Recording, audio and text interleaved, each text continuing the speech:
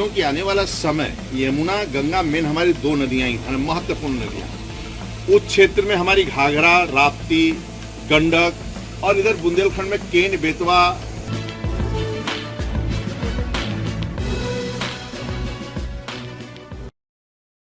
मथुरा में मंत्री स्वतंत्र देव सिंह का रौद्र रूप, घाटों के काम में देरी पर अधिकारियों को लगाई फटकार। मथुरा में विकास कार्यों की कछुआ चाल देख भड़के जल शक्ति मंत्री स्वतंत्र देव सिंह।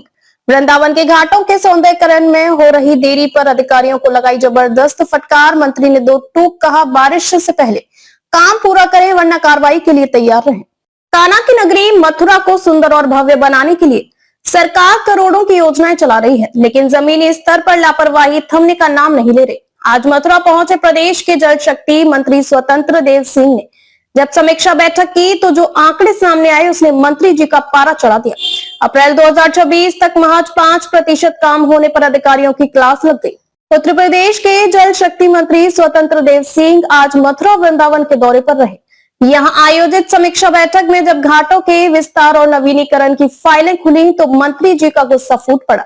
दरअसल केसी घाट से लेकर जुगल किशोर घाट तक यमुना किनारे सौंदर्यीकरण की बड़ी योजना है, लेकिन समीक्षा में पता चला कि अब तक केवल एक घाट पर ही काम शुरू हो पाया है। हैरानी की बात यह है कि अप्रैल 2026 तक इस परियोजना की प्रगति मात्र 5% ही दर्ज की गई। मंत्री स्वतंत्र देव सिंह ने मौके पर मौजूद अधिकारियों और कार्यदायी संस्थाओं को सख्त चेतावनी दी। उन्होंने निर्देश दिए कि साइट पर तुरंत श्रमिकों और मशीनों की संख्या बढ़ाई जाए। बारिश का मौसम शुरू होने से पहले मुख्य सिविल वर्क को पूरा किया जाए। काम में किसी भी तरह की कोताही बर्दाश्त नहीं की जाएगी। बैठक में सिंचाई और जल प्रबंधन पर भी गंभीर चर्चा हुई। पुरानी व्यवस्था मंडला आयुक्त नागेंद्र प्रताप ने बताया कि पहले वृंदावन माइनर और हरगुलाल गुल से मंदिरों कुंडों को पानी मिलता था। समस्या बढ़ते शहरीकरण के कारण यह प्राचीन जल मार्ग बंद हो चुके हैं। समाधान इसे पुनर्जीवित करने के लिए विभाग नई योजना पर काम कर रहा है। फटकार के साथ साथ मंत्री जी ने विकास की सौगात भी दी। उन्होंने 6.96 करोड़ रुपए की परियोजनाओं का लोकार्पण किया। साथ ही करीब 95 करोड़ रुपए की नई सिंचाई और ग्रामीण जलापूर्ति परियोजनाओं का शिलान्यास भी किया, जिससे क्षेत्र में जल प्रबंधन की व्यवस्था को नई मजबूती मिलेगी। 7 करोड़ की परियोजना है। कार्यालय का पुनरुद्धार, कार्यालय का सुंदरीकरण और परिसर भवनों के पुनरुद्धार का कार्यक्रम हुआ और नियंत्रण उपखंडी कार्यालय और माइनर के अंतर्गत पुलवाना जो किलोमीटर है आगरा नहर मथुरा उसका जीर्णोद्धार और शिलान्यास के हेतु 95 करोड़ का जो वृंदावन मथुरा में स्थित नई घाटों के लिए ये महत्वपूर्ण था। पुरानी योजना बहुत दिनों से लटकी हुई योजना थी और उस घाट का शिलान्यास, नवीनीकरण, सुंदरीकरण के लिए 95 करोड़ का बजट है, जिससे लोग लाभ मिले।